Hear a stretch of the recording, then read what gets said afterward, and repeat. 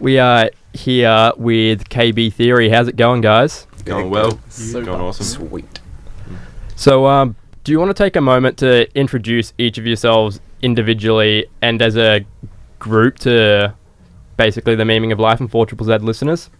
My name's Harry. I play lead guitar in the band, and I'm also a little boy. I'm just 17 years old. Got my birthday 2 weeks, so gigs will be far less of a pain. Getting chauffeured out 15 minutes after, yeah. Good times. Well, I'm Andrew. I play drums. We've been with KB Theory for it's like a year and a half, 2 years now. So not even close. No. It was like about. Let's coming call up it a on year. A year now. Coming a year. With you guys. Yeah, time's something I'm definitely not very good at keeping track of. But yeah, that's me. Yeah. I'm Campbell. I'm the bassist, and Dylan and I have been the two original members of the band, and we've been playing for 2 years now. Yeah, it's been operating for about maybe 2.5, Yeah. something like that. And I'm Dylan, and I sing and play rhythm guitar in KB Theory. And Sick. yeah, why KB Theory? Like, what made you go for that name? Yeah, that name, it was a little bit of a mix-up, honestly. I was talking with my uncle, kind of thinking about band names, and I think I said Chaos Theory, and then he goes, oh, KS Theory, and I'm like, okay, I can run with that. So I tried to find something for that, didn't really work, and then ended up on KB, and at the time it didn't really have a meaning. And then Dad just goes, why not, Kevin Bacon Theory for the 6 degrees of separation? And I've gone, you know what? That works. I like it. Yeah, that's perfect. That's exactly how you want to come up with a name. Also, a fun fact: Kevin Bakey oh yeah, that's a good one. Kevin Bacon has a band with his brother, and they like. And he has a really beautiful voice. Oh, Bakey boy. Yeah. So you guys are on like a nickname basis, you and Kevin. Yeah. We're good pals. Yeah. The Bakey boys. Oh gosh. Yeah. Actually, the first time I heard you say KB Theory, I looked it up and I was like, man, what is this about? I had no idea about Kevin Bacon or anything like that. And it turned out I found this other KB Theory that's like to do with particles at the edge of horizon edge of a black hole. And I was like, oh man, this is really edgy. Who are these guys? You were talking before about how long you guys have each been in the band, but how did you all actually meet up and gather and be like, hey, let's do the band thing. Let's do music. This goes deep. Yeah. So the songs I had written for this band before this thing was even a thing, I'd been writing music for ages, and I kind of wanted to, do something of my own. At the time, I was playing in a band with Campbell as well called Bixby Canyon. Shout out to Bixby Canyon. And that's where I first started talking and met with Cam. But we did go to the same school together. He was in the year below me at Music Industry College. And I had these songs, and I didn't know anyone musical, which was ironic considering I went to a music school. So, Cam really stood out to me as a fantastic bass player. Like, when I saw him play with us, with Bixby, he had this energy that like no other bass player has. Like, normally bass players just stand in one spot and they pluck away. But Cam's got this real like theatrical stage presence to him. Can't And, like, stand still.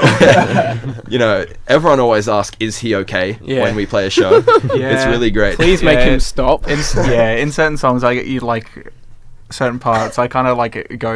Yeah, it frightens people. It's a good way to keep the audience engaged, though. So Yeah. It is. They, if they don't want to look at us, they can always look at Cam. It makes Why a would you wanna- memorable performance as well. Like, no one's going to forget you. Oh, yeah. Just a spice of Peter Garrett in there.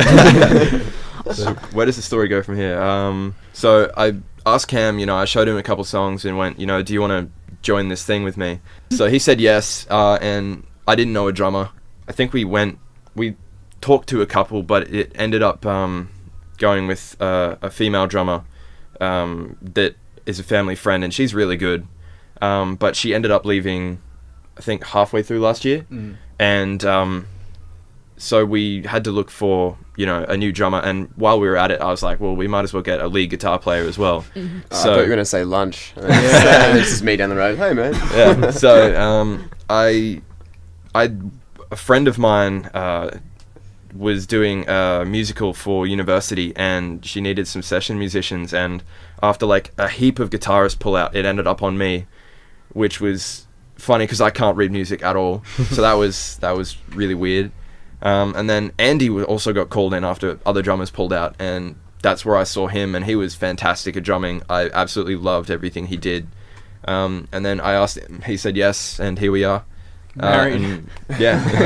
Married. I know. And then Harry is the little brother of my best friend, so I've been watching him play guitar. You know, every time I come over to hang out with my mates, he's always there practicing. So it was inevitable that he ended up being in the band. So that's how we all came together. So now that we know all that, what do you guys actually draw influence from for your music, and do you have like any like majorly influential musicians to your sound? There's not specific musicians for me personally that I draw a lot of influence from. Like, I like listening to the 1975 5 Seconds of Summer, Thirsty Merc. Like, you can hear some of that in there, but there's not like really anything specific from those bands that I try to take. I just like their music and I want it to go in that general direction, and in trying to replicate them, I guess I went really far away from them because I'm not good at that.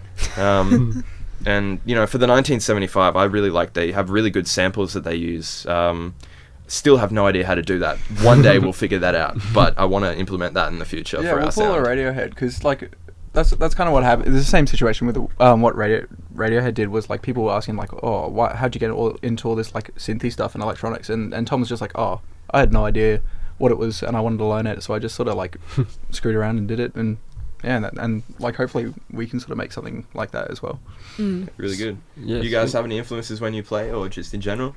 Oh yeah, like for me on the drums, like my guilty pleasure is 100%. I listen to a lot of prog, I listen to a lot of metal, and I find it's a lot more not easier, but it's, for me, it's a lot more tasteful to listen and learn things that are completely over the top and then bring it back to where things sound much more tasteful and things like that. So, and then obviously like, all the old favorites like Neil Peart and Buddy Rich, things like that in the drums that are just iconic legends that you just can't go past. Like, Yeah, I've pretty much hijacked my answer right there.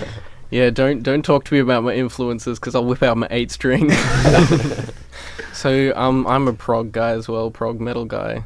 So here we are playing in a pop rock band. But yeah, just like guitar music is what I'm into. I'm a guitar head at heart, you could say. Sweet. And this is, I guess, an extension of that one, but what inspired your debut single, which you recently released, Lights of Tokyo? So Lights of Tokyo is, I wrote that about a mate with another mate. So he told me he was going off to Japan, or he wanted to, like, this is ages ago, and only recently has he finally gone off and come back. And I think it's the my song brother. didn't happen. Yeah, it's my Harry's brother. Oh, yeah. And actually, no, the stuff in the song kind of did happen to Nick, but Yeah, good he just boy. let I it don't go. believe that. No, I know. He got I don't want to this know close. about this. He got this close. But then, yeah, so this song, you know, it's just about being in another country, not knowing anything, not being able to speak the language, but you meet someone and you fall in love, you have a great time. The language of love. Yeah. So, you know, The Lights of Tokyo, that's what that's all about. And I just wanted to write a really catchy song about that kind of stuff. And it turned out really good, I reckon. Like, it's honestly one of my favorites that we have on the EP that we'll be releasing sooner or later in the year. And, you know, there'll be definitely more to come that are fantastic.